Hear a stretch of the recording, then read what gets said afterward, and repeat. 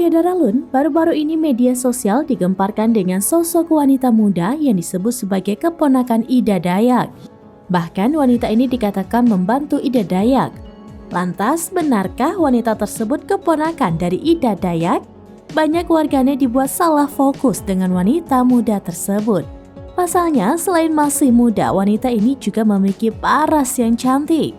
Keberadaan sosok wanita yang dianggap sebagai keponakan Ida Dayak tersebut diketahui dalam salah satu video di media sosial.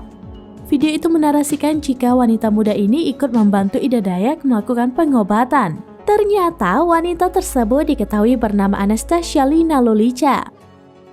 Melalui akun Instagramnya pada Senin 10 April 2023, Anastasia kemudian memberikan klarifikasi. Awalnya dia terkejut lantaran dirinya mendadak viral dan disebut membantu pengobatan Ida Dayak. Sambil bercanda, Anastasia pun menyebut dirinya kini memang sakti. Beberapa saat kemudian Anastasia memberikan klarifikasi. Ia menegaskan dirinya bukan keponakan Ida Dayak. Meski demikian, ia mengaku sangat mengidolakan Ida Dayak.